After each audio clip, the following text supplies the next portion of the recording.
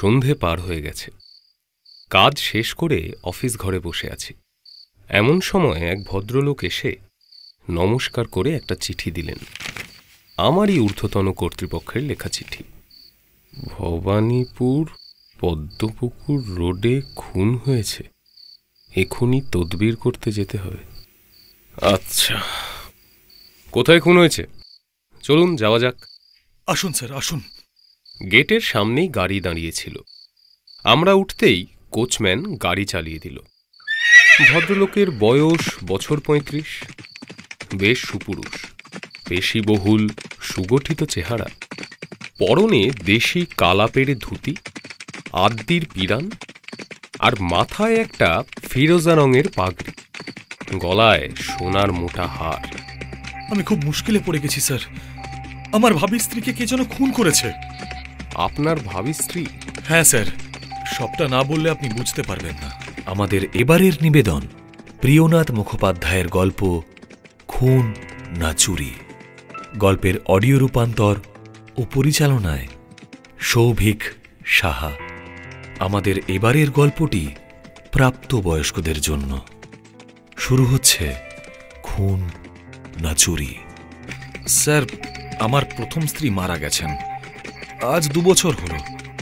তার কিছুদিন পরে আমার একমাত্র ছেলেও মারা যায়। আমি তো ঠিকই করে নিয়েছিলাম যে বিয়েটি আর করব না, কিন্তু কপালে যা থাকে তা তো হবেই। কে আর আটকাবে বলুন? তাই? কিরকম? স্যার, শোভন সিং বলে আমার এক বন্ধু আছে, ওই ভবানীপুরে বাড়ি। অবস্থা খুব একটা ভালো না, তা ওনার বাড়িতে আমি প্রায়ই যেতাম। শোভনের মেয়ের নাম রূপসী। আচ্ছা। ভীষণ সুন্দরী, বিয়ের বয়স পেরিয়ে গেছে, কিন্তু টাকা পয়সার অভাবে শোভন তার বিয়ে দিতে পারেনি। একদিন আমার সঙ্গে কথায় কথায় শোভন তার মেয়ের বিয়ের কথা তুলল, তারপর আমাকেই বিয়ে করে নিতে বলল। আচ্ছা, কি বলবো স্যার, মেয়েটা দেখতে শুনতে ভালো, আর ঈশ্বরের আশীর্বাদে আমারও টাকা পয়সার অভাব নেই। বাবার একমাত্র ছেলে আমি, বিয়ে না করলে বংশ শেষ হয়ে যাবে, এই সব ভেবে শেষে বিয়ে করতে রাজি হয়ে গেলাম। কিন্তু অদ্ভুত ব্যাপার স্যার, এরপর শোভন বিয়ের কথা তোলাই বন্ধ করে দিল। আচ্ছা। হ্যাঁ স্যার, শেষে আমি একদিন তাকে বিয়ের দিন ঠিক করতে বললাম, কিন্তু শোভন আমার কথায় যেন বিরক্ত হয়ে উঠল। কি বলল? বলল ৫০০ টাকা না দিলে সে নাকি কন্যাদান করতে পারবে না।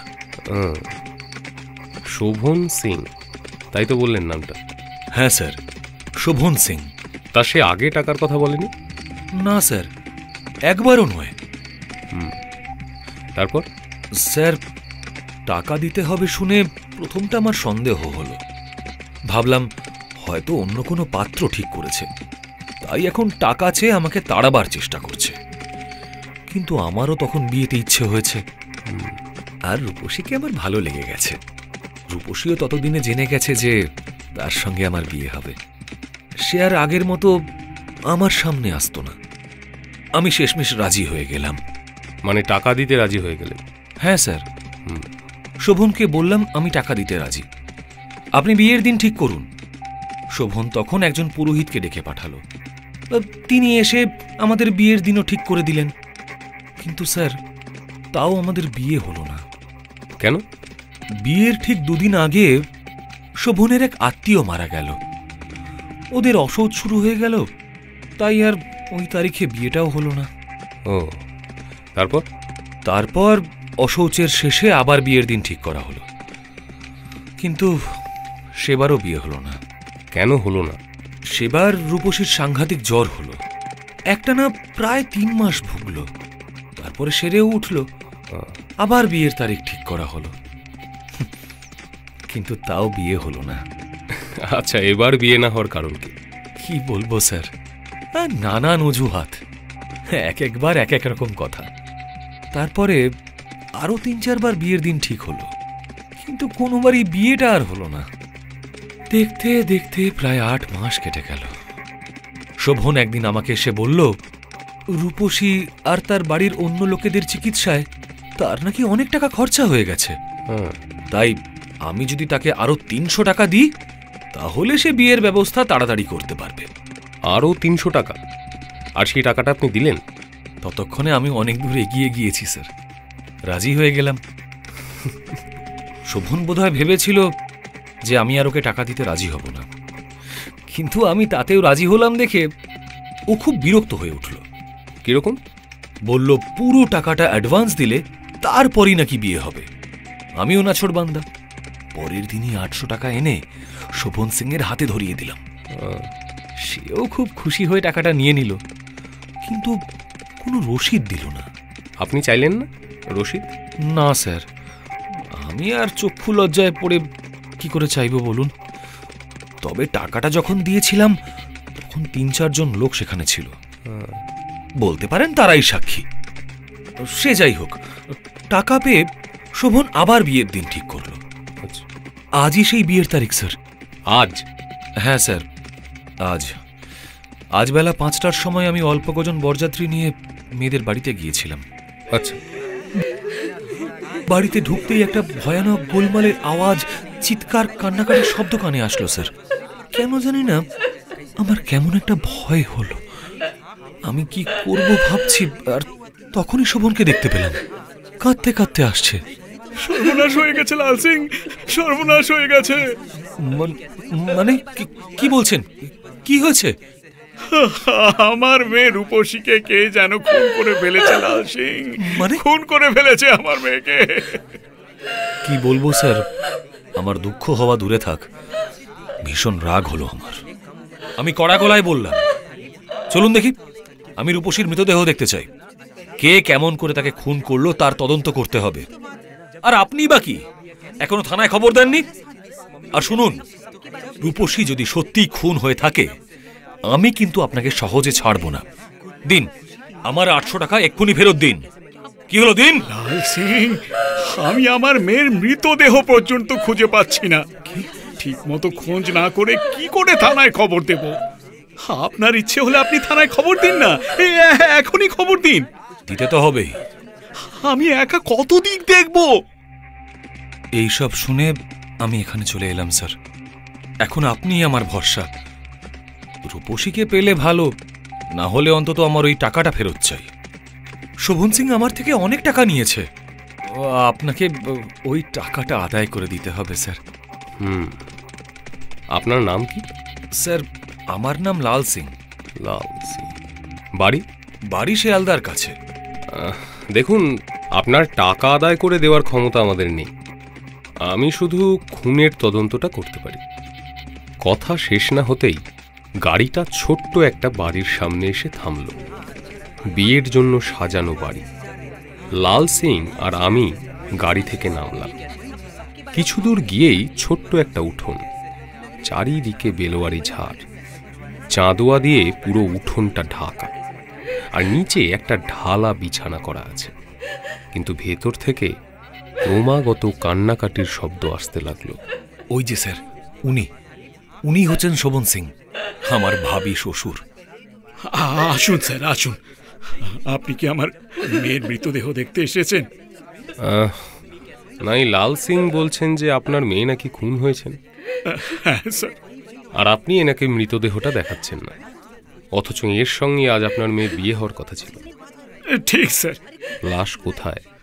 স্যার, রূপসী ছাড়া আমার আর কোনো ছেলে মেয়ে নেই স্যার। আমার একমাত্র সন্তান রূপসী আর নেই। আমি ভাবতে পারছি না স্যার। শোভন সিং লোকটার বয়স বছর 45-এর মধ্যে, কিন্তু এর মধ্যেই তার চামড়া শিথিল হয়ে এসেছে, দাড়ি গোঁফ সব সাদা, মাথার চুলেও খানিকটা পাক ধরেছে। ভদ্রলোক ফর্সা, রোগা, লম্বা চেহারা, লম্বা লম্বা দুখানা হাত, আর কোটরে বসা দুটো ছোট ছোট চোখ। নাকটা বেশ উঁচু, কপাল চওড়া। মুখ দেখেই মনে হয় ভদ্রলোক বেশ ধূর্ত প্রকৃতির। কেন জানি না তার কথা বলার ধরন আমার ভালো লাগলো না। দেখুন, আপনার দুঃখের গল্প শুনতে আমি এখানে আসিনি। আমি যা জিজ্ঞাসা করছি তার উত্তর দিন। আপনার মেয়ের লাশ কোথায়? আরে সেই কথাই তো বলছি স্যার, রূপসীর লাশ পাওয়া যাচ্ছে না। সে আবার কি? লাশ পাওয়া যাচ্ছে না মানে? স্যার, এখানে কাছেই আমার এক আত্মীয়ের বাড়ি। রূপসী আজ সকালে তাদের বাড়িতে গিয়েছিল, তারপর থেকে সে আর ফেরেনি স্যার। তাহলে খুন হয়েছে বলছেন কেন? নিরুদ্দেশ হয়েছে বলুন। হয় সে নিজে থেকে পালিয়েছে, কিংবা অন্য কেউ তাকে নিয়ে গেছে। না স্যার, সবটা শুনলে বুঝতে পারবেন। রূপসী আর বেঁচে নেই স্যার। আপনি এত নিশ্চিত হচ্ছেন কিভাবে? দেখুন স্যার, আজ সকালে রূপসী আর আমার বোনের মেয়ে একসঙ্গেই বাড়ি থেকে বেরিয়েছিল। রাস্তায় এক বুড়ি এসে তাদের সঙ্গে আলাপ করে আর তাদের দুজনকেই ভুলিয়ে ভালিয়ে নিয়ে যায়। সে কথা আপনাকে কে বলল? ওই যে স্যার আমার ভাগ্নি, সেই বলেছে। ওই যে রূপসীর সঙ্গে যে গিয়েছিল স্যার, সে ফিরে এসেছে, কিন্তু রূপসী আর ফেরেনি। গৌরী এখন যা বলছে আমি ভাবতে পারছি না স্যার। গৌরীকে? ওই যে বললাম স্যার, আমার ভাগ্নি গৌরী আজ সকালে রূপসীর সঙ্গে আমাদের আত্মীয়ের বাড়ি গিয়েছিল। তা সে এখন কোথায়? মানে গৌরী সে কোথায়? এখনই ডেকে আনছি স্যার, আপনি নিজের কানেই সবটা শুনুন। আমার উত্তরের অপেক্ষা না করেই শোভন বাড়ির ভেতরে চলে গেলেন। আবার একটু পরেই অল্প বয়সে একটি মেয়ের হাত ধরে ফিরে এলেন। এই যে স্যার, এই যে গৌরী। আশ্চর্যের কথা স্যার, ও যখন ফিরে আসে তখন ওর জ্ঞান ছিল না, কেমন যেন পাগলের মতো করছিল। গৌরীকে দেখতে ছোটখাটো, কিন্তু চোখ দুখানি বেশ মিষ্টি। তার বড় বড় চোখ দুটো নিয়ে সব সময় সে যেন ছটফট করে বেড়াচ্ছে, মুখে কান্নার আভাস। এসো মা, এসো। আহা, বসো বসো, তোমার কোনো ভয় নেই। বলো বলো দেখি মা, কি জানো আমাকে সব খুলে বলো। খুব ভোরবেলায় আমরা দুজনে এখান থেকে বেরিয়েছিলাম। রাস্তায় তখন কোনো লোক ছিল না। পদ্ম পুকুরের কাছে গিয়ে যখন পৌঁছলাম তখন দেখি একটা বুড়িটা যেন আমাদের দিকে এগিয়ে আসছে, কটমট করে তাকিয়ে আছে। তারপর বুড়িটা হঠাৎ হাসতে লাগলো, কিরকম একটা বিচ্ছিরি আওয়াজ করে হাসি। তারপর একদম আমাদের কাছে এগিয়ে আসলো, শূন্য থেকে দুটো জবা ফুল বের করে আমাদের নাকের উপর চেপে ধরলো, জোর করে চেপে ধরলো। বলল, দেখো দেখি জবায় কেমন গোলাপ গোলাপ গন্ধ। আর আমরাও সত্যি কেমন একটা গোলাপের মতো গন্ধ পেলাম। গন্ধে গা গুলোতে লাগলো, মাথা ঘোরাতে লাগলো। ওই বুড়ি যা বলতে লাগলো আমরা সব করতে থাকলাম। আচ্ছা, তখন আমরা যেন সব কিছু ভুলে যেতে লাগলাম। রূপসীর বিয়ের কথা, কোথায় যাচ্ছি, আমাদের বাড়ি কোথায়, এমনকি আমাদের কি নাম তাও যেন মনে করতে পারছিলাম না। চোখের সামনে কেবল বুড়িকে দেখতে পাচ্ছি, আরও যা বলে যাচ্ছে আমরা তাই করে যাচ্ছি। তারপর সে একটা গাড়ি নিয়ে এসে আমাদের তার মধ্যে উঠে নিল। কতক্ষণ ঠিক বলতে পারবো না, একটা ভাঙা বাড়ির সামনে এসে গাড়িটা হঠাৎ থেমে গেল। আমাদের দুজনকে নিয়ে বুড়িটা সেই বাড়ির মধ্যে ঢুকে গেল। বিরাট একটা ঘর, 3 জন সন্ন্যাসী বসে আছে, এক দৃষ্টে সামনের আগুনের দিকে তাকিয়ে। একজনের চেহারা খুব ভয়ঙ্কর, আর 2 জন বোধহয় তার শিষ্য টিষ্য হবে। আমরা ভেতরে ঢুকতেই ওই সন্ন্যাসী একবার তাকিয়ে দেখলো, তারপর বুড়িকে দেখে একটু হেসে হাত দিয়ে 2টো আসন দেখিয়ে দিল। আর ওই বুড়িও অমনি সেই আসন দুটোতে আমাদের বসতে বলে নিজে চুপ করে দাঁড়িয়ে পড়ল। ওভাবে কতক্ষণ ছিলাম বলতে পারবো না।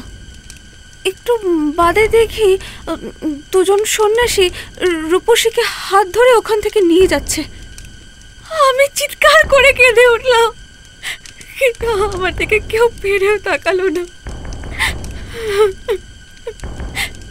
আরো কিছুক্ষণ কেটে গেল, তারপর দেখি রূপসীকে ওরা ধরাধরি করে নিয়ে আসছে। ওর জ্ঞান নেই। ওর শরীরটা তুলে ধরে আগুনের মধ্যে ফেলে দিল। দাও দাও করে আগুন জ্বলতে লাগলো। ধোঁয়ায় পোড়া গন্ধে আমার দম বন্ধ হয়ে আসতে লাগলো। আমি চিৎকার করে কাঁদতে লাগলাম।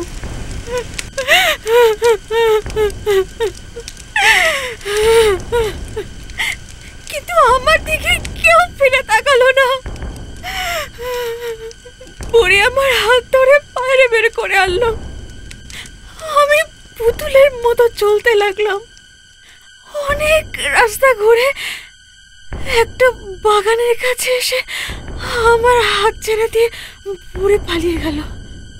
আমি চিৎকার করতে লাগলাম, কিন্তু সেখানে কোনো লোকজন ছিল না। তারপর কি যে হলো আমার আর মনে নেই। কি যে করলাম, কেমন করে এখানে এলাম, এখানে এসে কি বা করলাম, কিছুই মনে নেই। তারপর যখন রাত হলো তখন আমার জ্ঞান হলো। একটানা এতগুলো কথা বলে গৌরী হাঁপিয়ে পড়েছিল। সবটা বলার পর এবার যেন একটু শান্ত হলো, আর এক দৃষ্টে আমার মুখের দিকে তাকিয়ে রইল। আচ্ছা শোভনবাবু, আপনার মেয়ের গায়ে কোনো গয়না ছিল না? হ্যাঁ ছিল তো স্যার, বেশ কয়েক হাজার টাকার গয়না ছিল। কয়েক হাজার টাকার গয়না? হ্যাঁ স্যার। কিন্তু লাল সিংয়ের কাছে শুনলাম যে আপনার আর্থিক অবস্থা খুব একটা ভালো নয়। এত টাকার গয়না আপনি পেলেন কোথায়? লাল সিং ঠিকই বলেছে স্যার, আমি গরিব। কিন্তু বিয়ের দুদিন আগে আমার অনেক আত্মীয় এখানে এসে পৌঁছেছেন। তাদের অনেকেই খুব বড় মানুষ। তারাই একরকম জোর করে তাদের গয়নাগুলো রূপসীকে দিয়েছিলেন। হ্যাঁ, বুঝলাম। তা এই জায়গায় আপনার কোনো শত্রু আছে? শত্রু? শত্রু হ্যাঁ, তা আছে বটে। সে অনেকদিন আগের কথা স্যার। আমার এক আত্মীয়ই আমার ভীষণ শত্রু ছিল। তার বাড়িও এই গ্রামে। কিন্তু বছর খানেক আগে সেই ভজন সিং কোথায় যেন নিরুদ্দেশ হয়ে যায়। শুনেছি সে নাকি সন্ন্যাসী হয়ে গেছে, দেশে দেশে ঘুরে বেড়াচ্ছে। তাহলে গৌরী যে সন্ন্যাসীর কথা বলছে, মানে তার কথা অনুযায়ী রূপসীকে যে খুন করেছে সে তাহলে আপনার সেই পুরনো শত্রু? হ্যাঁ। সেই আজ এতদিন পর আপনার মেয়ের গায়ের গয়না দেখে কায়দা করে সেই বুড়িকে পাঠিয়ে দিয়েছিল, এটাই বলছেন? অসম্ভব নয়। আচ্ছা আচ্ছা, এই অঞ্চলে আপনার আর কোনো আত্মীয় আছে? হ্যাঁ আছে তো স্যার। অন্য আত্মীয়ের মধ্যে আমার বোন আছে। এই যে গৌরী, আমার সেই বোনেরই মেয়ে। গয়নাগুলো কি তারই? না স্যার, সেও আমার মতো গরিব। কত টাকার গয়না সে কোথায় পাবে? তার বাড়ি কোথায়? শিয়ালদা স্টেশনের কাছে। তার স্বামী বেঁচে আছেন? নিশ্চয়ই। এই তো আমার ভগ্নিপতি, এই যে আপনার সামনেই দাঁড়িয়ে আছেন। হ্যাঁ। আচ্ছা মা গৌরী, তুমি আমাকে সেই ভাঙা বাড়িতে একবার নিয়ে যেতে পারবে মা? না, কোন রাস্তা দিয়ে নিয়ে গিয়েছিল সেই বুড়িটা সেটা তো আমরা জানি না। আসলে তখন তো একটা ঘোরের মধ্যে ছিলাম, কেমন একটা অজ্ঞানের মতো, তাই মনে নেই। না, তুমি তো বললে যে গাড়ি করে নিয়ে গিয়েছিল। হ্যাঁ, গাড়ি করে গিয়েছিলাম তো। কোচম্যানকে চেনো? দেখলে চিনতে পারবো। আচ্ছা তুমি এখন এসো। গৌরীকে আর কিচ্ছু জিজ্ঞাসা করলাম না। পদ্মপুকুর আমার চেনা জায়গা। তার কাছেই যোগুবাবুর বাজারে ঠিকে গাড়ির একটা আস্তাবলও আছে। আমি ঠিক করলাম সেখানে গিয়ে খোঁজ করে দেখব। এরপর লাল সিংকে আশ্বাস দিয়ে আমি তার কাছ থেকে বিদায় নিলাম। আমি বেরোতে যাচ্ছি এমন সময়, স্যার স্যার, আমি ধনে প্রাণে মারা গেলাম স্যার। রূপসী নেই। আমার আত্মীয়রা তাকে যে গয়নাগুলো দিয়েছিল সেগুলো সব গেল। তাদের কি উত্তর দেব জানি না। এর মধ্যে লাল সিং আমাকে যা তা বলে অপমান করে যাচ্ছে। কিন্তু সে যাক, আপনি আমার একটা উপকার করুন স্যার। কি উপকার? রূপসীকে যে খুন করেছে তাকে আপনি ছাড়বেন না স্যার, তাকে আপনি ফাঁসিতে ঝোলান। এখন আমার মনে পড়ে গেছে স্যার, সেই ভজন, আমার চিরশত্রু ভজনই রূপসীকে খুন করে তার গয়না চুরি করেছে। আচ্ছা, কিন্তু স্যার, সে আপনাদের হাত থেকে যেন পালাতে না পারে, আপনাদের চোখে সে যেন ধুলো দিতে না পারে। আপনি তাকে ফাঁসি দিন স্যার, ফাঁসি দিন। রাত 10টা বেজে গেল। যে সময়ের কথা বলছি, ভবানীপুর তখনও শহর হয়নি। এখনকার মতো এত লোকজনও সেখানে থাকত না। যখন পৌঁছলাম, রাস্তার দুপাশে তখন তেলের আলো মিটমিট করে জ্বলছে। দু একটা কুকুর জঞ্জালের মধ্যে দাঁড়িয়ে খাবার খুঁজছে। কিছুক্ষণের মধ্যেই আমি সেই ঘোড়া গাড়ির রাস্তা বলে এসে পৌঁছলাম, আর আমাকে দেখেই 2-3 লোক আমার দিকে এগিয়ে এলো। স্যার, কোথায় যাবেন? গাড়ি লাগবে? হ্যাঁ, লাগবে। আচ্ছা শোনো, একজন বৃদ্ধা মহিলা আর 2 মেয়েকে আজ সকালে তোমাদের কেউ এখান থেকে কোথাও নিয়ে গিয়েছিলে? আমার প্রশ্ন শুনে কিছুক্ষণ কেউ কোনো কথা বলল না। একে অন্যের মুখ চাওয়াচাওয়ি করতে লাগলো। কই না তো স্যার।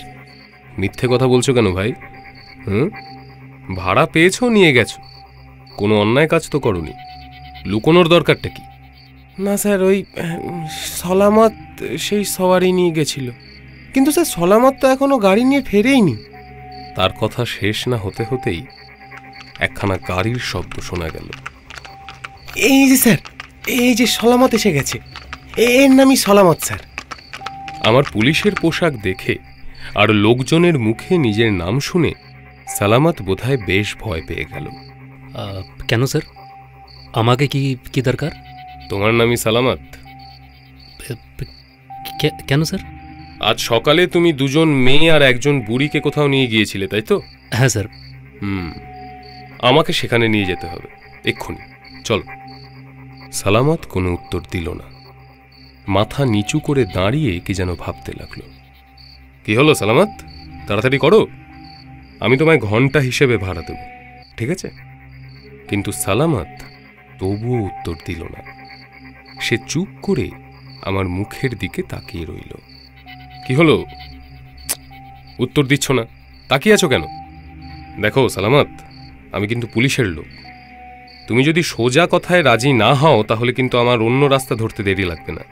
सर, वो जाएगा तो আমার ঠিক সে मतलब हमको याद नहीं है सर। দেখো সালামত, हाँ सर। আমি অনেক বছর পুলিশে চাকরি করছি, আর তুমি পাকা একজন কোচম্যান হয়ে মিথ্যে কথা বলছো কেন? স্যার, কোচম্যানরা একবার যে জায়গা দেখে সে জায়গা কিন্তু সে জন্মে ভোলে না, আমি সেটা জানি। না হুজুর, আমি মিছা কথা বলিনি। যে রাস্তা দিয়ে বুড়ি আমাকে নিয়ে গেল সেই রাস্তাটা আমি কোনোদিনও দেখিনি। এখন আপনাকে মানে সহজে নিয়ে যেতে পারবো কি না আমি তো সেটা বলতে পারছি না স্যার। তবে লেকিন চলিয়ে দেখি নিয়ে যেতে পারি কি না। চলো। আমি আর দেরি না করে গাড়িতে উঠে পড়লাম। গাড়ি ঘুরিয়ে নিয়ে সালামত চাবুক চালালো। নকুলেশ্বর তলা পার হয়ে গাড়ি ক্রমাগত দক্ষিণ দিকে যেতে লাগলো। আকাশে চাঁদ নেই, গভীর অন্ধকার, কোনো জনপ্রাণীর সাড়া পর্যন্ত নেই। একটু আগেও 2-1 আলো দেখতে পাচ্ছিলাম, কিন্তু এখন তাও আর চোখে পড়ে না। সরু রাস্তার দুপাশে বাগান না বন সেটাও বুঝতে পারছি না। বড় বড় গাছগুলোতে জোনাকির আলো ঝিকমিক করছে। কোচম্যান অতি কষ্টে গাড়ির সামান্য আলোয় গাড়ি চালাচ্ছিল। হঠাৎ এক জায়গায় ঝাঁকুনি দিয়ে গাড়িটা থেমে গেল। আমি ভাবলাম এসে পড়েছি হয়তো। গাড়ি থেকে নামতে যাব, এমন সময় কোচম্যান বলল, বাবু একটু গলতি হয়ে গেছে বাবু। সে বাগানটা এদিকে নয় তো, মানে একটু আগে পূব দিকে যে গলিটা ছেড়ে এসেছি সেটা দিয়ে যেতে হবে हमको लगता है। আরে কি বলছো কি সালামত? আমার ভুল হয়ে গেছে বাবু। একে এত রাত, তার উপর সেই ঘোর অন্ধকার। আমি বেশ ক্লান্ত হয়ে পড়েছিলাম। কোচম্যানের কথায় আমার সর্বাঙ্গ জ্বলে উঠল। এই, তুমি কি ভেবেছো সালামত আমার চোখে ধুলো দিতে চাইছো? দেখো সালামত, আমি কিন্তু একজন পাকা পুলিশ অফিসার।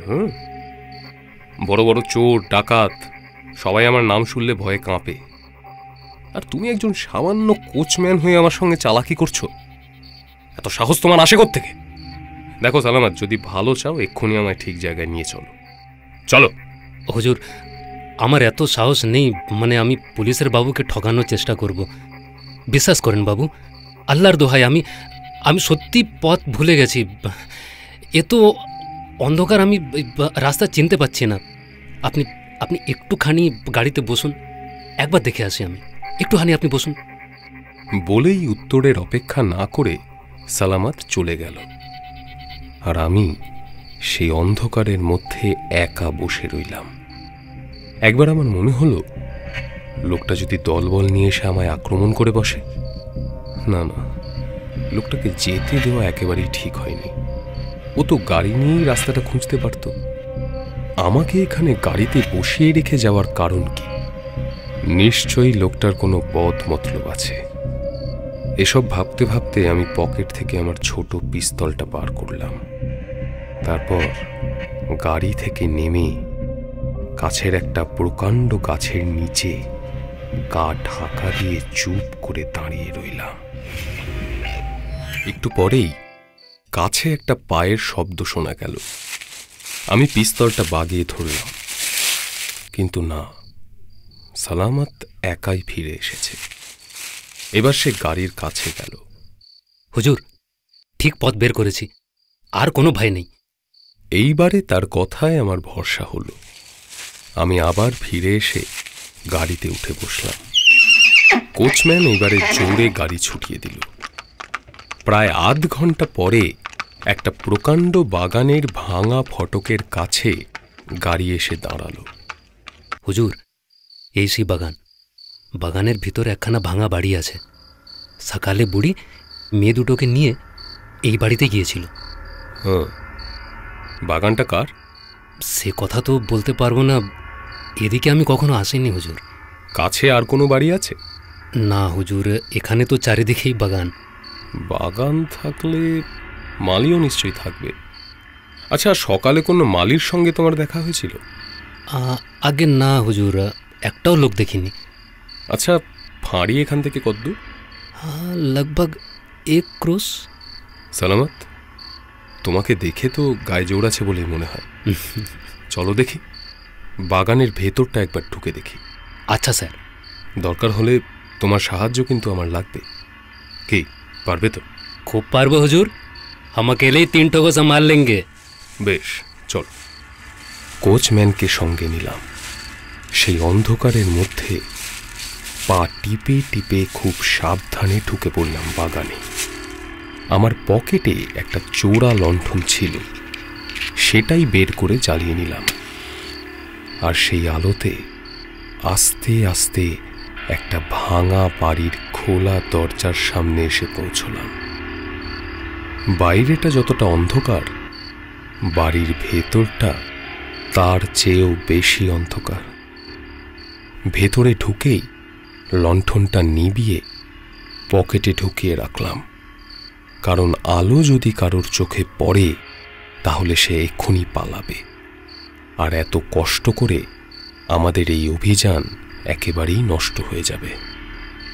একটুখানি গিয়ে বিরাট একটা ঘরের সামনে এসে পড়লাম। ঘরের ভেতরে 3 জন সন্ন্যাসী এক মনে ধ্যানে নিমগ্ন। সকলেরই চোখ বোঝা, সৌম্য প্রশান্ত মূর্তি, আর তাদের সামনে অগ্নিকুণ্ডের গনগনে আগুন ধু ধু করে জ্বলছে। এই পরিবেশে এদের দেখে আমার কেমন জানি ভক্তি হলো। মনে হতে লাগলো, এমন শান্ত মূর্তি, এরা নারী হত্যা কেন করবে? কিন্তু তারপরেই চোখে পড়ল 3 জনের কপালেই টকটকে লাল রঙের সিঁদুরের ফোঁটা, প্রত্যেকের গলায় রুদ্রাক্ষের মালা, আর হাতেও অনেকগুলো করে রুদ্রাক্ষ, গায়ে ঘন লাল রঙের কাপড়। এবার আমি বুঝতে পারলাম, এরা শক্তির উপাসক, অর্থাৎ এরা কাপালিক। আমার মনে পড়ে গেল, সিদ্ধ হবার জন্য এরা মানুষ খুন পর্যন্ত করতে পারে। যাই হোক, কাছে গিয়ে যখন দেখলাম 3 জন মাত্র সন্ন্যাসী ছাড়া আর কোথাও কেউ নেই, তখন মনে একটু সাহস হলো। তাদের ধ্যান ভাঙার জন্য আমি বাইরে থেকে জুতোর শব্দ করতে লাগলাম। কেউই চোখ খুলল না, ধ্যানে গভীর নিমগ্ন হয়ে বসে রইল। কোচম্যানকে বাইরে রেখে একাই ভেতরে ঢুকে গেলাম। তারপর চিৎকার করে ডাকতে লাগলাম, চোখ খুলুন, দরকার আছে, শুনতে পাচ্ছেন?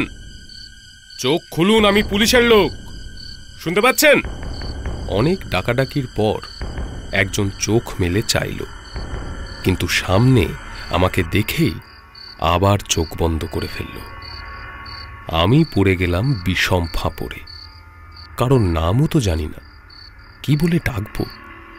কিছুই ঠিক করতে না পেরে আমি আবার চিৎকার করতে লাগলাম, কি হলো, শুনতে পাচ্ছেন না?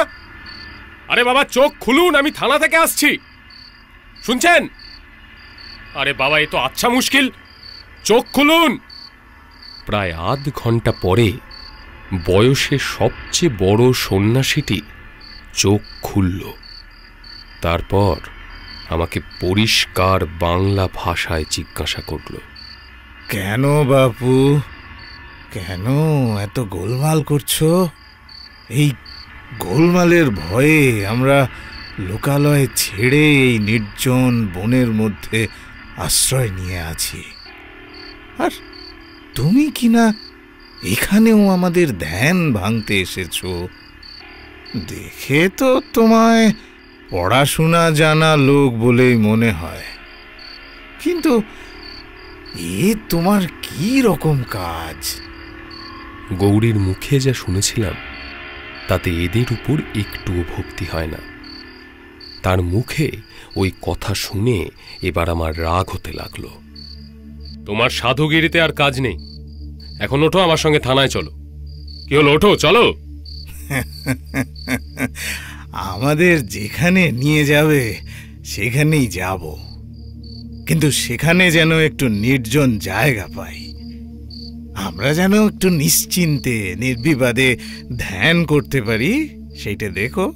ওইসব বুঝলো কি রাখো ঠাকুর, সকালে যা করেছো তাতে খুব শিগগিরই চিরধ্যানে নিমগ্ন হতে হবে তোমায়। আচ্ছা যাই হোক, তুমি আগে ওঠো, তারপর এই দুজনকে নিয়ে এক্ষুনি আমার সঙ্গে এসো। চলো, ওঠাও এদের, এক্ষুনি ওঠো, ওঠো। সত্যি কি তোমার সঙ্গে আমাদের যেতে হবে? সকালে আমরা কি করেছি বাবা? এখনো বলছি ঠাকুর, বুঝলো কি রাখো। সকালে কি করেছো তুমি জানো না? না, ন্যাকামি করছো। আমি আমাদের ধর্মের দোহাই দিয়ে বলছি বাবা, তোমার কথা আমি কিছুই বুঝতে পারছি না। বুঝতে পারছো না তাই না? শোভন সিং এর মেয়েকে খুন করে মিথ্যা কথা বলছো তুমি এখানে। এ কেমন সন্ন্যাসী তুমি? শক্তির উপাসক হয়ে শক্তিকে খুন করেছো। আমার কথা শুনে সন্ন্যাসী উঠে দাঁড়ালো। কিছুক্ষণ পরে বলল, তোমার কোনো ভুল হয়েছে বাবা, ভুল করে এখানে চলে এসেছো। আমরা শোভন সিং এর মেয়েকে আজ দেখিও নি। আজ দেখনি? তার মানে আগে দেখেছো তাই তো? কবে দেখেছো বলো তো? সে তো অনেক দিনের কথা। শোভন সিংকে চেনো তুমি? কেন চিনব না, আমারই এক আত্মীয়ের নাম শোভন সিং। রূপসী নামে তার এক মেয়ে ছিল, জানি না সে এখনো বেঁচে আছে কিনা। তোমার সেই আত্মীয়ের বাড়ি কোথায়? এই কাছেই, এই ভবানীপুরেই তার বাড়ি। আর তোমার? আমার বাড়ি ওর বাড়ির কাছেই আমার বাড়ি ছিল, কিন্তু এখন আর নেই। আচ্ছা, তুমি এই সন্ন্যাসীর বেশ ধরেছ কতদিন হলো? তা প্রায় 2 বছর। সংসার কেন ত্যাগ করলে? সে অনেক কথা। শোভন সিং কি তোমার শত্রু? এ জগতে আমার শত্রু মিত্র কেউ নেই। অত বড় বড় কথা বুঝি না ঠাকুর, যা জিজ্ঞাসা করছি সেটার উত্তর দাও। আজ সকালে কোনো বুড়ি তোমার কাছে দুজন মেয়ে নিয়ে এসেছিল কি না? হ্যাঁ, কি করে জানবো বলো বাবা? সমস্ত দিনের পর এই আমি চোখ মেলে বাইরে দেখছি। দেখো, বুড়ি যে দুজন ছোট ছোট মেয়েকে এখানে নিয়ে এসেছিল তার সাক্ষী আমার কাছে কিন্তু আছে। যে গাড়িতে করে তারা তোমার এখানে এসেছিল সেই গাড়ির কোচম্যান আমাকে এখানে নিয়ে এসেছে। হতে পারে, তোমার কথা ঠিক হতেও পারে, কিন্তু আমি আজ সমস্ত দিনই ধ্যানে মগ্ন। আচ্ছা ঠিক আছে, সেসব বিচার পরে হবে। এখন তোমরা তিনজনই আমার সঙ্গে চলো, থানায় চলো, কথা আছে। কি হলো, চলো চলো চলো, তোলো এদের, চলো। আর কিছু না বলে সেই সন্ন্যাসী তখন অন্য দুজনের ধ্যান ভাঙালো। তারপর তিনজনে মিলে আমার সঙ্গে ঘরের বাইরে এসে বাগান পার হয়ে সেই ভাঙা ফটকের সামনে এসে দাঁড়ালো। গাড়িটা ফটকের সামনেই ছিল। আমি সন্ন্যাসীদের তাতে উঠতে বললাম। সকলে গাড়িতে উঠলে সালামত গাড়ি ছুটিয়ে দিল। থানায় ফিরতে রাত 1টা বেজে গেল। সন্ন্যাসী তিনজনকে আটক করতে বলে আমি ঘুমোতে গেলাম। পরদিন সকালে প্রথমেই সেই সন্ন্যাসীদের দেখতে গেলাম। যে ঘরে তাদের আটক করে রাখতে বলেছিলাম তার দরজায় দুজন প্রহরী ছিল। সন্ন্যাসীদের কাজকর্ম লক্ষ্য করতে আর তাদের কথাবার্তা শোনবার জন্যই আমি তাদের থাকতে বলেছিলাম। প্রহরীদের মুখে যা শুনলাম তাতে তাদের উপর কোনো রকম সন্দেহ করা যায় না। না না, সন্ন্যাসীরা কোনো কথা বলেননি হুজুর।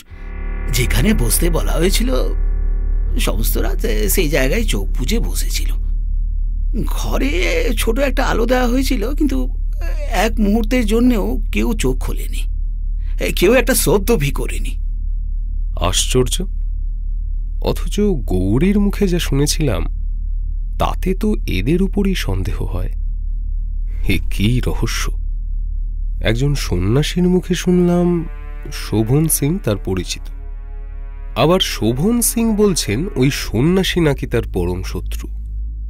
এতদিন সুবিধা পায়নি বলে ক্ষতি করতে পারেনি, কিন্তু সন্ন্যাসী সে কথা স্বীকার করল না। তাহলে কি সন্ন্যাসীরা নির্দোষ? আমি কি অন্যায় সন্দেহ করে তাদের আটক করেছি? তাই যদি হয় তাহলে আমার যথেষ্ট পাপ সঞ্চয় হল। কিন্তু গৌরীর কথাই বা কেমন করে মিথ্যে বলি? ভদ্র ঘরের মেয়ে এত অল্প বয়স থেকে মিথ্যে কথা বলবে? না না, এ বয়সে যদি সে এমন করে মিথ্যে সাজিয়ে বলতে পারে তাহলে বড় হলে সে যে কি করবে কে জানে। এই সমস্ত ভাবতে ভাবতে আমি সন্ন্যাসীদের কাছে গেলাম। তখনও তাদের চোখ বন্ধ। একবার তাদের জিনিসপত্রগুলো আমার দেখবার ইচ্ছে হল, কিন্তু সন্ন্যাসীদের আবার কি জিনিস থাকবে? যারা সংসার ত্যাগ করেছে, যারা মন থেকে বাসনা দূর করেছে, তারা আর সঞ্চয় করবে কি? তবে যদি ভণ্ড সাধু হয় তাহলে কিছু পেলেও পেতে পারি। আমি তাদের পোশাক, কমণ্ডলুর মতো সমস্ত জিনিসপত্র ভালো করে খুঁজে দেখতে বলে দিলাম। ভেবেছিলাম যদি 2-1খানা গয়নাও খুঁজে বের করতে পারি তাহলে বুঝতে হবে এরাই রূপসীকে খুন করেছে। কিন্তু অনেক খোঁজাখুঁজি করেও তেমন কিছুই পাওয়া গেল না। এদিকে আমাদের চেঁচামেচিতে সন্ন্যাসীদের ধ্যান ভেঙে গেল। আমি তখন আর সবাইকে সেখান থেকে যেতে বলে দিলাম। তারপর রাত্রে যার সঙ্গে কথা বলেছিলাম তাকে জেরা করতে বসলাম, অর্থাৎ সেই প্রধান সন্ন্যাসীকে। দেখো ঠাকুর, শোভন সিং তোমার নামে যে দোষারোপ করেছেন তাতে তোমাকে কিন্তু ফাঁসি কাটে ঝুলতে হবে, কেউ আটকাতে পারবে না। তাই এখন নিজের ভালো চাইলে যা জানো সবটা সত্যি করে বলো। বলো, কি জানতে চাও বাবা? তোমার নাম কি? সংসার জীবনে আমার নাম ছিল ভজন সিং। কিন্তু শোভন সিং বলছেন যে তুমি তার পরম শত্রু। আর কোনোভাবে তার কোনো ক্ষতি করতে না পেরে শেষে একমাত্র মেয়েকে খুন করে তার প্রায় 2000 টাকার গয়না তুমি চুরি করেছ। আমি তার শত্রু? না বাবা, সংসার বিরাগী সন্ন্যাসী কারো শত্রুতাচরণ করে না। এই জগতে আমার শত্রু কেউ নয়, আমিও কারো শত্রু নই। যা করলে আপনার বিশ্বাস হয় আপনি স্বচ্ছন্দে তাই করতে পারেন, আমার তাতে কোনো ক্ষতি হবে না। জীবন ক্ষণস্থায়ী, আজ হোক বা দুদিন পরেই হোক, কোনো না কোনো দিন আমাকে মরতে তো হবেই। আমি শুনেছি তুমি বিবাগী হয়েছ বেশি দিন হয়নি। আচ্ছা, তুমি যখন সংসারে ছিলে তখন শোভন সিং এর সঙ্গে তোমার সম্পর্ক কেমন ছিল? আর তুমি সবকিছু ছেড়ে সন্ন্যাসী বা হলে কেন? বেশ, একান্তই যদি শুনতে চাও তবে শোনো। আমি আমার বাবার একমাত্র ছেলে। মা অল্প বয়সেই মারা যান। তারপর থেকে আমি আমার বাবার নয়নের মণি হয়ে উঠেছিলাম। আমার এক জ্ঞাতি বোন ছিল, তার বাবা মা নেই, তাই সে আমাদের বাড়িতেই মানুষ। তার সঙ্গে শোভন সিং এর বিয়ে হয়। আচ্ছা। শোভন আমার ভগ্নিপতি, কিন্তু সে আমাকে দু চোখে দেখতে পারত না। তাই নাকি? আমিও তার সঙ্গে বিশেষ মিশতাম না। দেখতে দেখতে দূরত্ব বাড়তে লাগলো। আমি তার ছায়াও স্পর্শ করতাম না। শোভন সিং কিন্তু নানা রকম ভাবে আমার ক্ষতি করার চেষ্টা করতে লাগলো। আচ্ছা। সুবিধা পেলেই আমার কোনো না কোনো ক্ষতি না করে ছাড়ত না। এই সময় হৃদরোগে আমার বাবার মৃত্যু হলো। যখন আমি তার সমস্ত সম্পত্তি পেলাম, তখন থেকে শোভন সিং এর মতিগতি আবার বদলাতে লাগলো। একদিন নিজে এসে সে আমার সঙ্গে দেখা করল। বাবার মৃত্যু নিয়ে আমাকে অনেক সান্ত্বনা দিল। নিজের ব্যবহারের জন্য বারবার ক্ষমা চাইল। তার মিষ্টি কথা শুনে আমিও সব ভুলে গেলাম। কেমন যেন বিশ্বাস করতে ইচ্ছে হলো। বলতে পারো আমি তার বশীভূত হলাম। ক্রমে ঘনিষ্ঠতা হলো।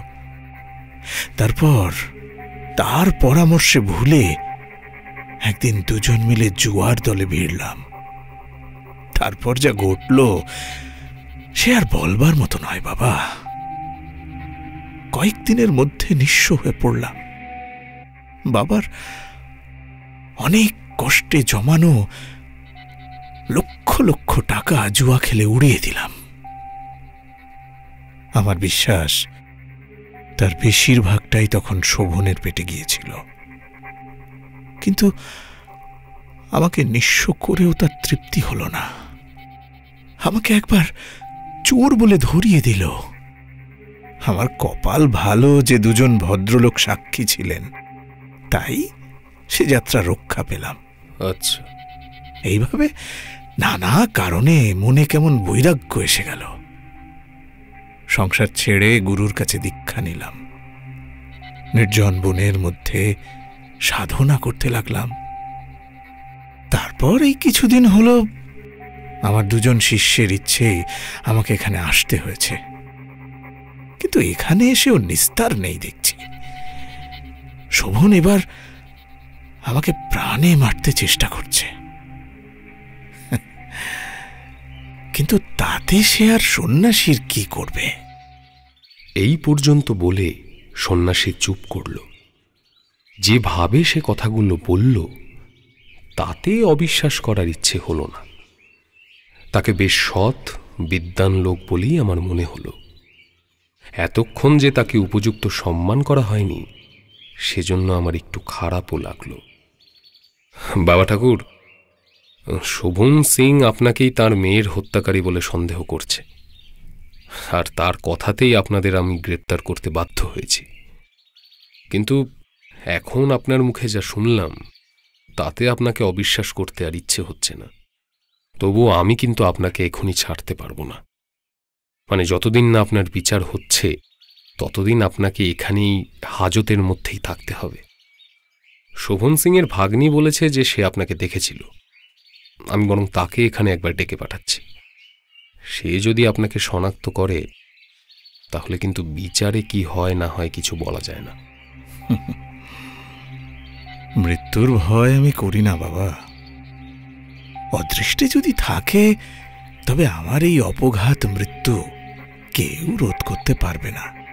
কিন্তু তুমি দেখো বাবা, তুমি যেন ভুল করে একজন নিরীহ ব্রাহ্মণের মৃত্যুর কারণ হয়েও না। দেখুন বাবা ঠাকুর, আমি যথাসাধ্য চেষ্টা করব যাতে সত্যিকারের দোষীকে গ্রেপ্তার করে আপনাকে মুক্তি দিতে পারি। তবে কি জানেন তো, ভবিতব্যের কথা তো আমরা আর জানি না, সে ক্ষমতা আমার নেই। আমি তখনই একজন লোককে শোভন সিংয়ের বাড়িতে পাঠিয়ে দিলাম। অন্য দুজনকে সন্ন্যাসীদের আড্ডায় গিয়ে তাদের আস্তানাটা ভালো করে খুঁজে দেখতে বললাম। আর তারপর আর একজনকে পাঠালাম লাল সিংয়ের কাছে। সন্ন্যাসী গ্রেপ্তার হয়েছে শুনে শোভন সিং একটু পরেই তার ভাগ্নিকে নিয়ে এসে পড়লেন। আমি তখন গৌরীকে নিয়ে গেলাম সেই সন্ন্যাসীদের কাছে। আর গৌরী তাদের দেখেই চিৎকার করে পালিয়ে গিয়ে শোভন সিংয়ের পেছনে লুকিয়ে পড়ল। তার মানে এটা স্পষ্ট যে আজ সকালে সে ওই 3 জন সন্ন্যাসীকেই দেখেছিল।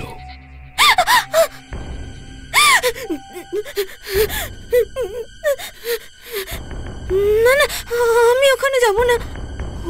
ওই লোকটা। শোভন সিং বারবার করে আমায় ধন্যবাদ দিতে লাগলেন, অনেক প্রশংসা করলেন, কিন্তু আমার ওর কথা শুনতে কেন জানি ভালো লাগছিল না। দরকার হলে পরে খবর দেব বলে তাকে তৎক্ষণাৎ বিদায় করে দিলাম। যে 2 জন লোককে সন্ন্যাসীদের আস্তানা খুঁজে দেখতে পাঠিয়েছিলাম তারা ফিরে এসে একটা সোনার হার আমার হাতে তুলে দিল।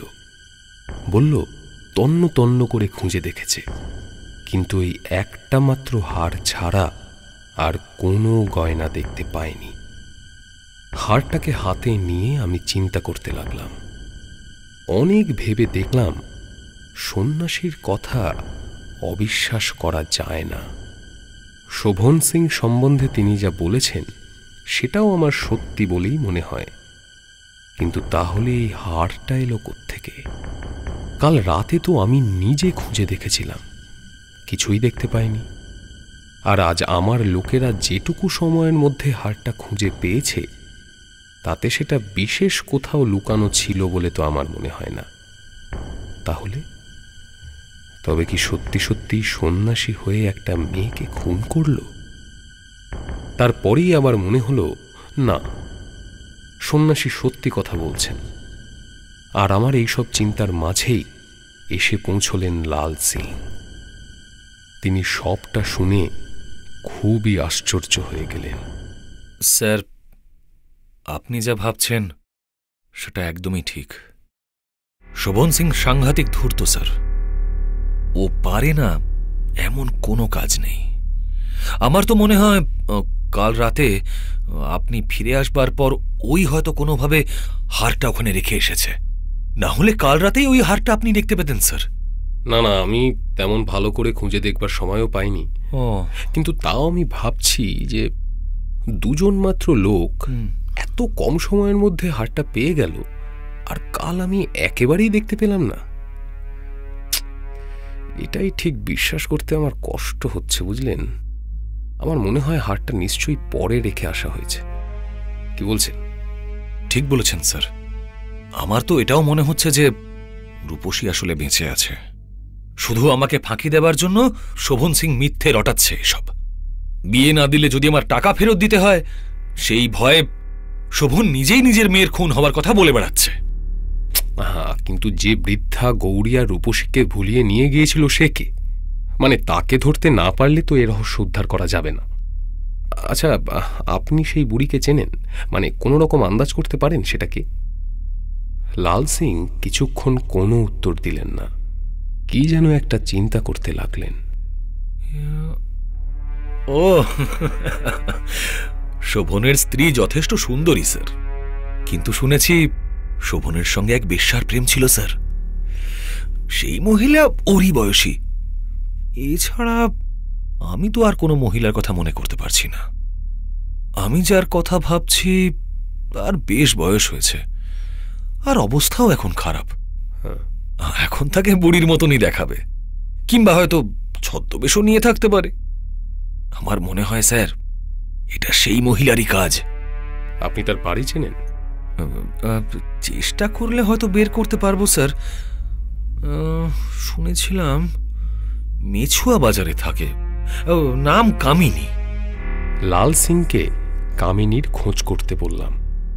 তিনি তক্ষুনি চলে গেলেন। আবার সেই দিনই বিকেলে এসে দেখা করলেন। তখন তার মুখে চাপা উত্তেজনা মেশানো খুশির আভাস। স্যার, কামিনীর খোঁজ পেয়েছি। বয়স খুব বেশি হয়নি, কিন্তু বাতে ধরেছে, আর তাতেই বুড়ি হয়ে গেছে। তার সঙ্গে পরিচয় আছে আপনার? অনেকদিন আগে একবার গিয়েছিলাম ওর বাড়ি, ওই একবারই মাত্র। তারপর আর কখনো দেখিনি। আচ্ছা, বেশ। লাল সিংয়ের কথা শুনে আমি তক্ষুনি একটা ছদ্মবেশ পরে নিলাম।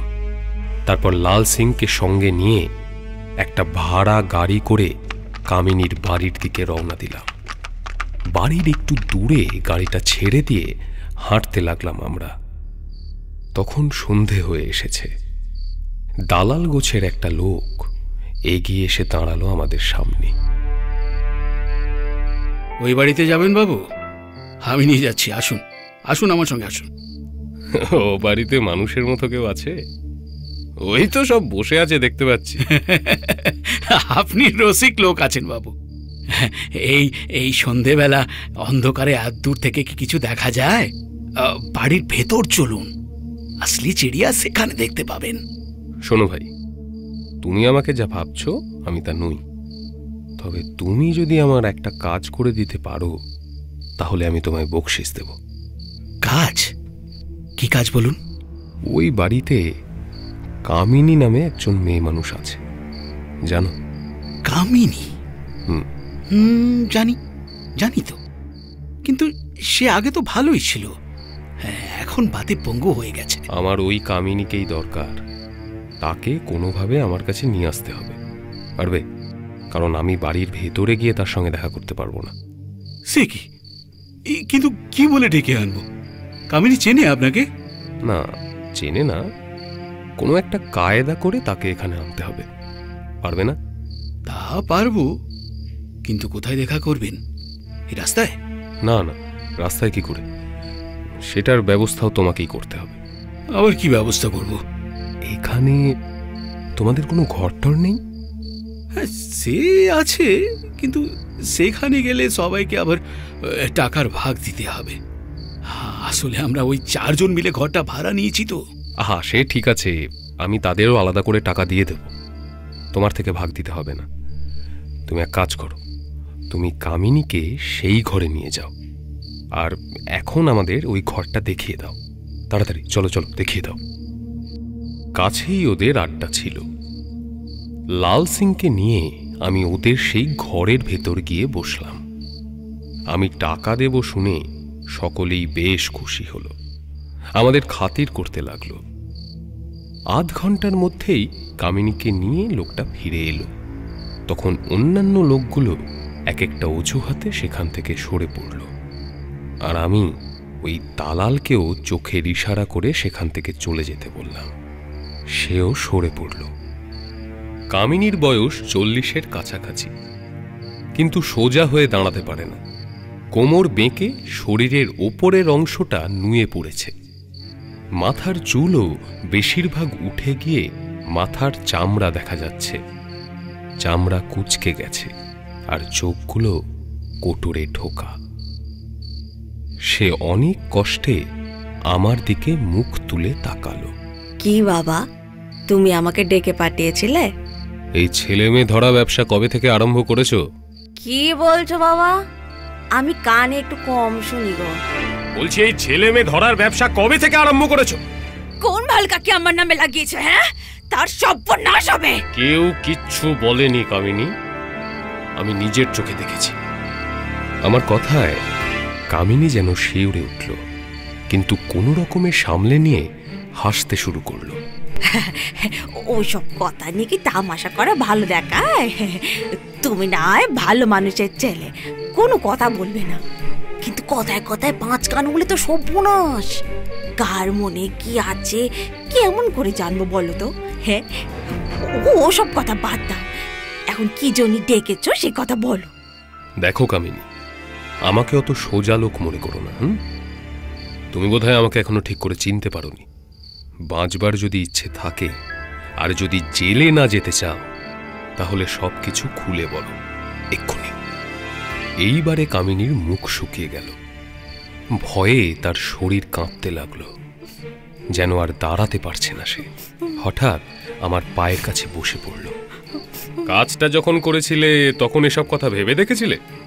হ্যাঁ, ইংরেজ রাজত্বে দোষ করলে শাস্তি পেতেই হবে, ছাড় কিছুতেই পাবে না। দোহাই বাবা, আমার বেশি দোষ নেই, পেটের দায়ে কাজ করতে হয়েছে। ওই এক হতভাগা সন্ন্যাসী আছে, সে আমায় বলেছিল ওই মেয়ে দুটোকে ওর কাছে নিয়ে যেতে, তাই তো নিয়ে গিয়েছিলাম।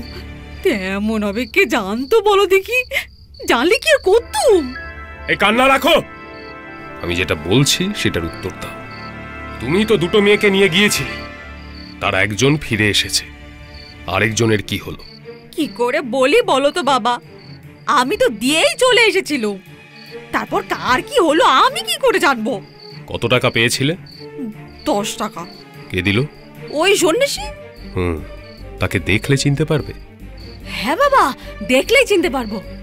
শোনো কামিনী, আমাকে সব কথা তুমি গোড়া থেকে খুলে বলো, কিন্তু তোমাকে আবার সাবধান করে দিচ্ছি, একটাও মিথ্যে কথা বলো না। মিথ্যে কথা বললে কিন্তু তোমার জেলে যাওয়া কেউ আটকাতে পারবে না। না বাবা, নিচে কথা বলবো নি। ওই সন্ন্যাসীর কথায় রাজি হয়ে আমি ওই মেয়ে দুটোকে ধরার চেষ্টা করি। 2 দিন বাড়ির কাছে ঘোরাঘুরি করেছিলাম, প্রথমে ধরতে পারিনি। তারপর একদিন ভোরবেলা দুটিতে বাড়ি থেকে বের হয়, আমি তখন পাছু নিলাম। তারা যখন পদ্ম পুকুরের ধারে গেল, আমি তখন 2টো আরক মেশানো জবা ফুল তাদের নাকের কাছে ধরলাম। ফুলের গন্ধে তারা কেমন পাগল হয়ে গেল। তারপর আমি যা বলি তারাও তাই করে। আমি তখনই তাদের একটা গাড়িতে করে সন্ন্যাসীর কাছে নিয়ে যাই। তারপর সন্ন্যাসীর কাছ থেকে টাকা নিয়ে ঘরে ফিরে এসেছি বাবা। মেয়ে দুটোর কি হলো তারপর আমি কিছু জানি না। আচ্ছা আচ্ছা কামিনী, এই 2টো মেয়েকেই কি ধরবার কথা ছিল তোমার? না বাবা, কেবল একজনকেই ধরার কথা ছিল, কিন্তু যখন 2জনকে একসঙ্গে পেয়ে গেছি তখন 2টোকেই ধরে নিয়ে গেলাম। আচ্ছা, সন্ন্যাসীর কি দরকারে লেগেছিল তারা? না বাবা, তা জানি না, তবে শুনেছি ওই সন্ন্যাসী নাকি কাপালিক, অনেক নরহত্যা করেছে। আর জেনে শুনে তুমি 2টো মেয়েকে তার হাতে দিয়ে চলে এলে? পেট কাটলি আর জ্ঞান থাকে না বাবা। ঠিক আছে, থাক। শোভন সিংকে চেনো? কে কে কে কার কথা বলছেন? শোভন সিং চেনো? না, আমি চিনি না। চুপ! এবারে আমি লাল সিং এর দিকে তাকালাম। তিনি আমার ইশারা বুঝে কামিনীর দিকে চেয়ে বললেন, দেখো কামিনী, ইনি তোমার আগের সব কথাই জানেন, আর তুমি যে এক সময় শোভন সিং এর কাছে থাকতে সেটাও স্যার জানেন, তাই এখন আর মিথ্যে বলে কোনো লাভ নেই, বুঝলে? এবার কামিনী আমার মুখের দিকে তাকিয়ে কি যেন বলতে চেষ্টা করল, কিন্তু পারল না, যদিও আমার শুনবার ইচ্ছেও আর ছিল না। শোনো কামিনী, তোমাকে এক্ষুনি আমার সঙ্গে থানায় যেতে হবে। আমি তো সব বলে দিলাম বাবা, এখন এই বুড়িকে তো আবার থানায় না নিয়ে গেলে চলছে না। আহা, তোমার কোনো ভয় নেই। তোমার যদি কোনো দোষ না থাকে তবে এক্ষুনি তুমি ছাড়া পেয়ে যাবে। কামিনী আমার কথার আসল অর্থ বুঝতে পারল না। লাল সিংয়ের আনা গাড়িতে আমরা উঠে বসলাম। আড্ডার সমস্ত লোকেদের বকশিস দিয়ে কোচম্যানকে থানায় যেতে বললাম। কামিনী ভজন সিংকে শনাক্ত করল, বলল তারই পরামর্শ মতো সে 2জন মেয়েকে ভুলিয়ে তার কাছে নিয়ে গিয়েছিল, আর তারপরেই এই সন্ন্যাসী নাকি তাকে 10টা টাকা দিয়েছে। এদিকে সন্ন্যাসী তিনজন তখনও ধ্যানে মগ্ন। তারা কেউই কামিনীর কোনো কথা শুনতে বা বুঝতে পারলেন না। মেয়েদের ভুলিয়ে নিয়ে যাওয়ার জন্য কামিনীকে গ্রেপ্তার করা হলো। যতদিন না বিচার শেষ হয় ততদিন তাকে হাজতে থাকতে হবে। কামিনী অনেক কান্নাকাটি করল, তারপর গালাগালি দিতে লাগলো। হারামজাদা শুয়োরের বাচ্চা, আমি নিয়ে আসলো এখানে, এটা কি জায়গা? কিন্তু কিছুতেই কিচ্ছু হলো না। এদিকে সন্ধে হয়ে এসেছে। আমি নির্জনে বসে এই অদ্ভুত রহস্যের কথা চিন্তা করতে লাগলাম। কামিনী যেভাবে সন্ন্যাসীকে শনাক্ত করল, তাতে তার কথা মিথ্যে বলে ভাবতে কষ্ট হয়। অথচ সন্ন্যাসীকে আমি যেটুকু দেখেছি, তার যা জীবনযাপন বা সব সময় তার ধ্যানমগ্ন স্বভাব যা দেখেছি, তাতে তার কথাও অবিশ্বাস করা যায় না। এক এক সময় মনে হলো কামিনীর যা পেশা, তাতে সে মিথ্যে কথা বলতেই পারে, কিন্তু একজন প্রকৃত সন্ন্যাসী কেন মিথ্যে বলবে? সংসারের বাঁধন যদি সত্যি শিথিল হয়ে গিয়ে থাকে, তিনি কি মিথ্যে বলে তার ঐশ্বরিক আনন্দ নষ্ট করবেন? খবর পেলাম রূপসী ছোটবেলায় নিয়মিত কামিনীর বাড়িতে যেত। সুতরাং কামিনী যে রূপসীকে ভালোবাসবে তাতেও কোনো সন্দেহ নেই। একজন সন্ন্যাসীর কথায় সে রূপসীকে খুন করবার জন্য তার হাতে তুলে দিয়ে আসবে, তা কি সম্ভব? মেয়েদের প্রতিহিংসা প্রবৃত্তি প্রবল, কিন্তু কামিনীর তো তেমন কোনো কারণ ঘটেনি। লাল সিং এর মুখে যা শুনলাম, তাতে শোভনের সঙ্গে তার সম্পর্ক এখনো যথেষ্ট ভালোই। হঠাৎ একটা উপায় আমার মনে পড়ল। লাল সিং তখনও থানায় ছিলেন। আমি তাকে ডাক দিলাম। আচ্ছা লাল সিং, শোভনের বোন ছাড়া আর কোনো আত্মীয় আছে? না স্যার, শোভনের দুজন বোনই ছিল।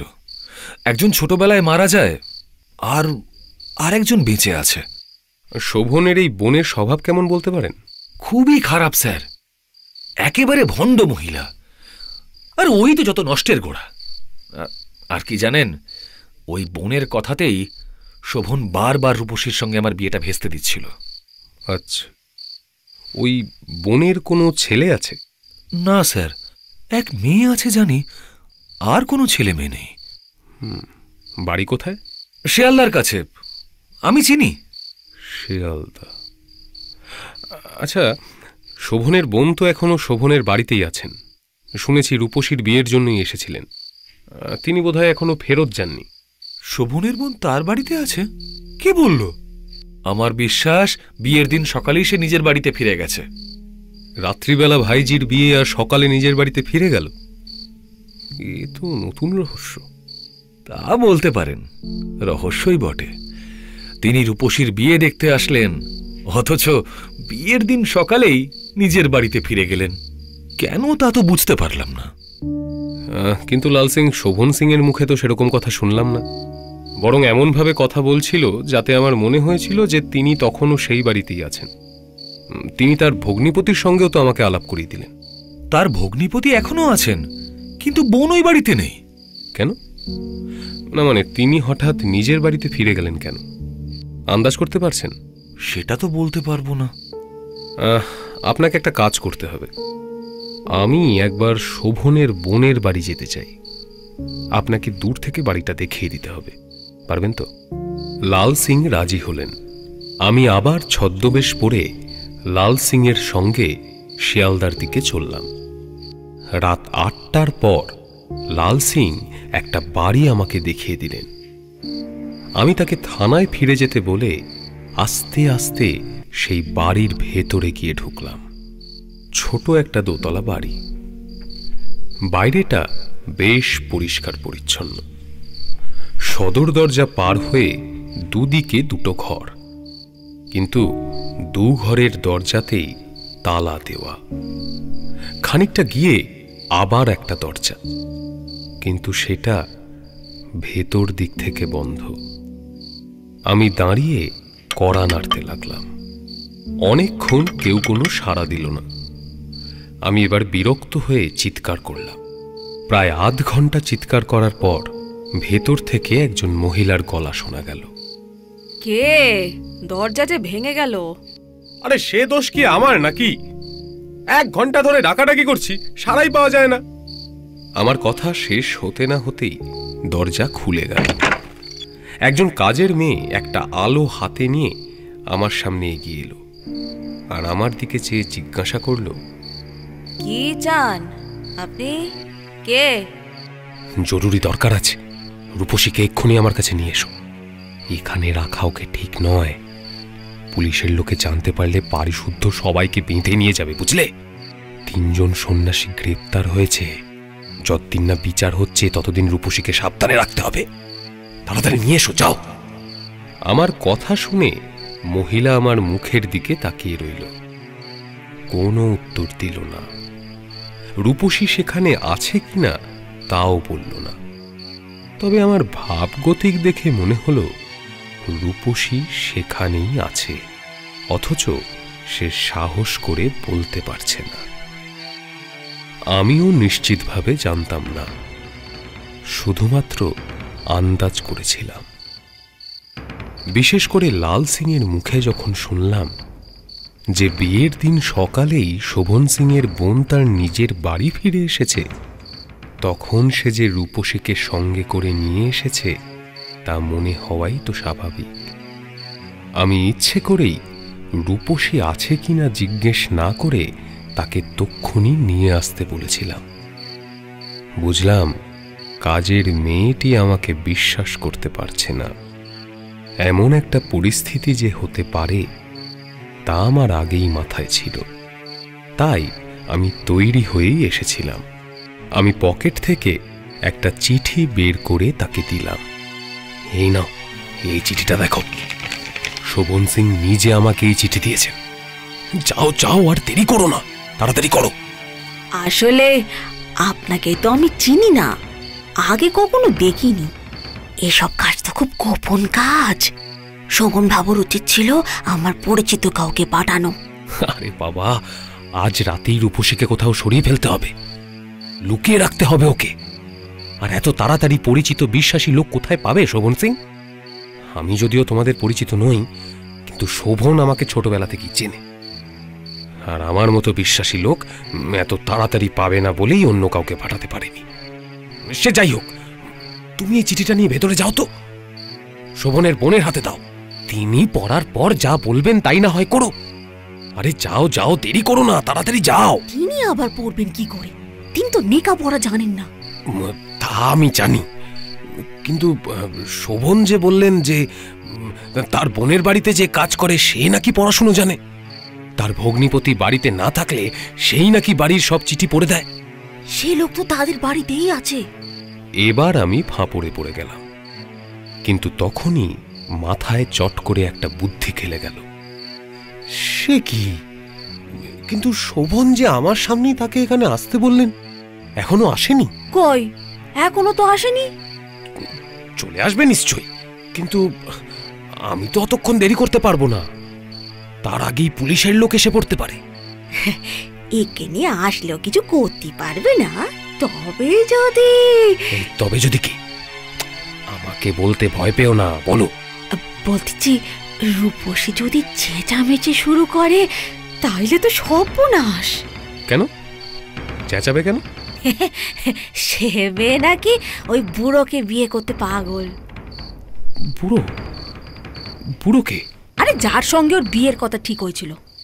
ও, সে বুড়ো নাকি? মানে আমি তো একবার তাকে দেখেছিলাম। আরে বাবা, দেখতে বুড়ো না হলেও বয়স তো হয়েছে নাকি। প্রথম পক্ষের ছেলে বেঁচে থাকলে এতদিনে 10 বছর হয়ে যেত। বাবা! আরে বাপু, যার ছেলের বয়স 10 তার আবার বিয়ে করার শখ কিসের? হ্যাঁ, সে ছেলে এখন কোথায়? সে তো কবে মরে গেছে। মারা গেছে? তার মানে এই বিয়েতে রূপসীর কোনো অমত নেই। না মানে রূপসী তাহলে বিয়ে করতে চায়? এত বয়স হলো, এখনো তো বিয়ে হলো না। আর বাপেরও কোনো চেষ্টা নেই। এখন যাত্রার সঙ্গে বিয়ে হলেই হলো। এই কথা শুনে আমার মন ভারী খুশি হয়ে উঠল। সেসব কথা পরে হবেক্ষণ। এখন রূপসীকে তাড়াতাড়ি এখানে নিয়ে এসো। আমি এখনই তাকে এখান থেকে নিয়ে যাব। আজই কোনো একটা দূর দেশে রওনা দিতে হবে, বুঝলে? না হলে শোভনের জেল কেউ আটকাতে পারবে না। শুনেছি সে তার ভাবি জামাইয়ের থেকে অনেকগুলো টাকা নিয়েছে। এই কথা শুনে মেয়েটি আর দেরি না করে বাড়ির ভিতর চলে গেল। আর একটু পরেই রূপসীকে নিয়ে ফিরে এলো। রূপসীকে আমি আগে দেখিনি, ভেবেছিলাম সে ছোট মেয়ে, কিন্তু এখন যা দেখলাম তাতে অবাক হয়ে গেলাম। তাকে দেখে অনেক পুরুষই তার জন্য পাগল হবে, লাল সিংয়ের আর দোষ কি? এই যে মা, মা, তোমার বাবার একদমই ইচ্ছে নয় যে তুমি আর এখানে থাকো। তোমাকে এক্ষুনি আমার সঙ্গে যেতে হবে মা। রাত 9টা বেজে গেল।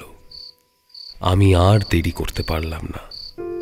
রূপসীকে নিয়ে গাড়িতে উঠলাম আর আধ ঘন্টার মধ্যেই থানায় ফিরে এলাম।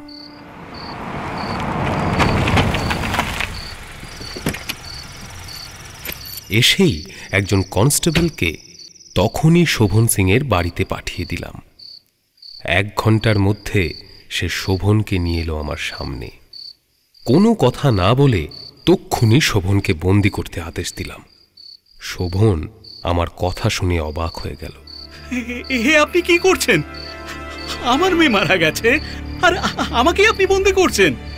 আমার অপরাধটা কি স্যার? অপরাধ অনেক শোভনবাবু। আপনি লাল সিংকে ঠকিয়ে তার কাছ থেকে 800 টাকা নিয়েছেন। একজন নিরীহ সন্ন্যাসীর উপর আপনার মেয়েকে খুন করার অপরাধ চাপাবার চেষ্টা করেছেন। সে কি? আমার মেয়ে কোথায়? আপনার কি মনে হয় কোথায় আপনার মেয়ে? কেন সেই সন্ন্যাসী ভজন সিং আমার ঘোর শত্রু, সেই তাকে হত্যা করেছে। আমি তো তাই জানি। জানেন? আচ্ছা, এখনো মিথ্যে কথা বলছেন। শুনুন শোভনবাবু, রূপসীকে কেউ খুন করেনি। মানে কি বলছেন আপনি? শোভনবাবু, আপনার না অভিনেতা হওয়া উচিত ছিল। পরশু রাত থেকে যে কি নাটকটাই আপনি করছেন, আপনার কান্না দেখে আমি তো ভেবেই নিয়েছিলাম যে আপনার মেয়ে সত্যি সত্যিই খুন হয়েছে। কিন্তু ঈশ্বরের আশীর্বাদে আজ সব রহস্যের পর্দা আমি ফাঁস করতে পেরেছি। আপনি যে কি সাংঘাতিক লোক! একজন নিরীহ লোককে ফাঁসানোর জন্য কি ভয়ানক ষড়যন্ত্র করেছেন তা কাল সকালেই সবাই জানতে পেরে যাবে। আজ অনেক রাত হয়ে গেছে আর আমিও খুব ক্লান্ত। আজ এসবের আর দরকার নেই, রাতটা লকআপে থাকুন। যান।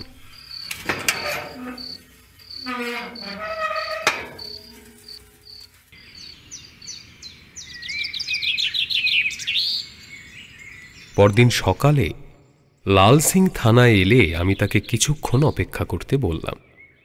তিনি আমার মুখ দেখে কি বুঝলেন আমি জানি না, কিন্তু তাকে যেন খুব খুশি খুশি দেখাতে লাগলো।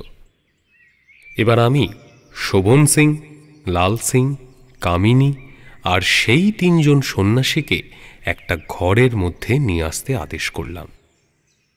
তারপর আমি ঘরে ঢুকেই শোভন সিংয়ের দিকে চেয়ে বললাম, আপনার সব ছল চাতুরি ধরা পড়ে গেছে শোভনবাবু।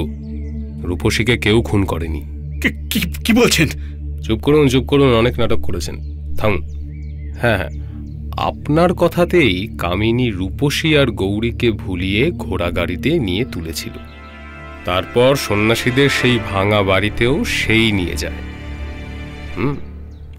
সন্ন্যাসীরা নিশ্চয় তখন ধ্যানে ডুবেছিলেন, তারা এসবের কিচ্ছু টেরও পাননি। আর সেখানেও আপনি লোক ঠিক করে রেখেছিলেন। তারাই কায়দা করে রূপসীকে অন্য পথ দিয়ে বের করে নিয়ে যায়, আর গৌরীকে অন্যদিকে নানা রকম ভাবে ভয় দেখিয়ে তাকে বের করে এনেছিল কামিনী নিজে। কিন্তু গৌরী তো... হ্যাঁ, গৌরী নিজের চোখে রূপসীর মৃতদেহ তো কখনো দেখেনি, কামিনীর মুখে শুনেছিল মাত্র। আর সেই শোনা কথা এমন ভাবে রাষ্ট্র করেছিল যেন নিজে দেখেছে। তাকে আপনারাও চারপাশ থেকে সাহায্য করেছিলেন, কিন্তু রাষ্ট্র করেছিল সে নিজেই। কি বলছেন আপনি? আমার মেয়ে কোথায় তাহলে? বেঁচে থাকলে তাকে নিয়ে আসুন, ডাকুন তাকে। আপনি একটু বসে পড়ুন শোভনবাবু, বসুন। দেখুন, আমার প্রথম সন্দেহ তখন হয় যখন জানতে পারি যে আপনার বোন সেদিন সকালেই আপনার বাড়ি ছেড়ে নিজের বাড়িতে চলে গেছে।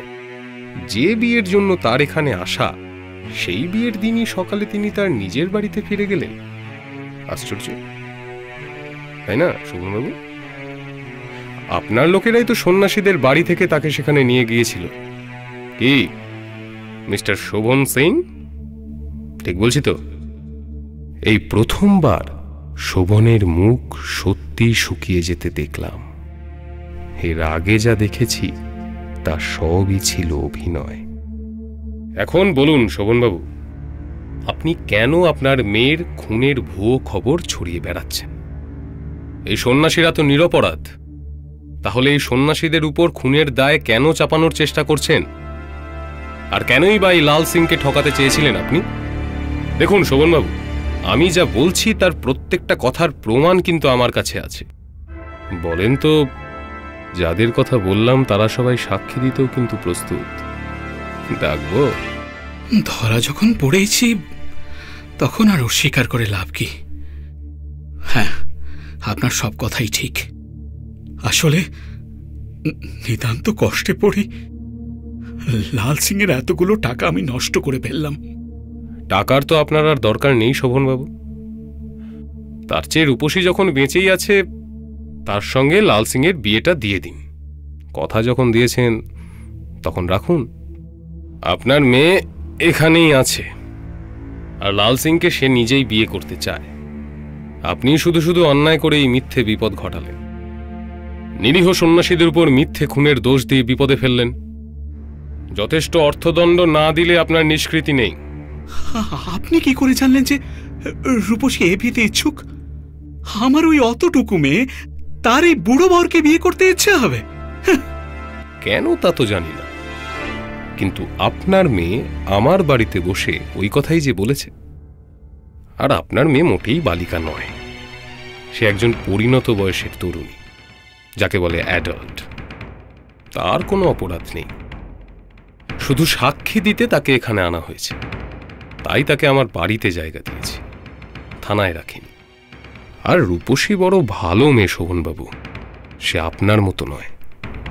তার মন সহজ, একদম সরল। শোভন সিং আর কোনো কথা বললেন না। সন্ন্যাসীদের তখনই মুক্ত করে দেওয়া হলো। ভজন সিং আমায় আশীর্বাদ করতে করতে আশ্রমে ফিরে গেলেন। ঈশ্বর তোমাদের মঙ্গল করুন। এদিকে লাল সিং আমার কথায় খুব খুশি হলেন। রূপসী তারই বাড়িতে গেল। শোভন সিং বিয়েতে সম্মতি আগেই দিয়েছিলেন, সুতরাং রূপসীকে আর লাল সিং এর সঙ্গে যেতে তিনি নিষেধ করলেন না। এদিকে কামিনী রইল হাজতেই, কেউ তার জামিন দিল না। কিন্তু বেশি দিন তাকে হাজতে থাকতে হলো না, তার বিচার তাড়াতাড়ি হয়ে গেল। বিচারে শোভন সিংহের 500 টাকা আর কামিনীর 200 টাকা জরিমানা হল। অনাদায়ে শোভনের 6 মাস এবং কামিনীর 1 মাস সশ্রম কারাদণ্ড।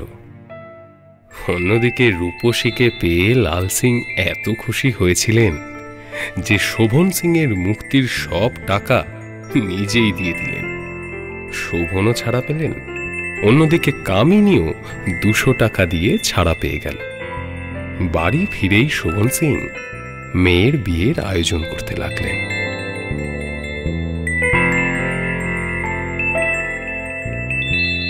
শুনলেন প্রিয়নাথ মুখোপাধ্যায়ের গল্প খুন না চুরি। প্রযোজনা শান্তনু চ্যাটার্জি।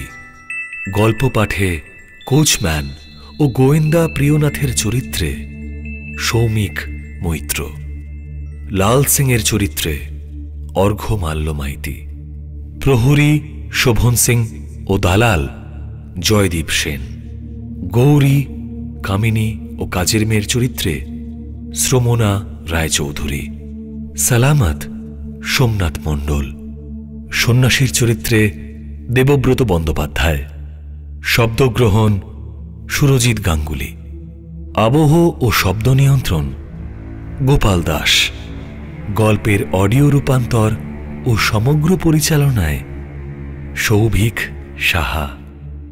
গল্পের কাহিনী এবং সমস্ত চরিত্র লেখকের কল্পনাপ্রসূত। বাস্তবের সঙ্গে কোনো মিল থেকে থাকলে তা সম্পূর্ণ অনিচ্ছাকৃত ও কাকতালীয়। এই অডিও পরিবেশনা শুধুমাত্র মনোরঞ্জনের জন্য। এর উদ্দেশ্য কোনোভাবেই কোনো জাতি, রাষ্ট্র, ব্যক্তি, জাত, কোনো বিশেষ পেশা বা ধর্মকে আঘাত করা নয়। অডিও রূপান্তরের প্রয়োজনে গল্পের ভাষায় কোথাও কোথাও সামান্য পরিবর্তন করা হয়েছে। মদ্যপান, ধূমপান, মাদক সেবন স্বাস্থ্যের পক্ষে ক্ষতিকর, এমন আরও অনেক গল্প আছে আমাদের কাছে। শুনতে থাকুন, সঙ্গে থাকুন।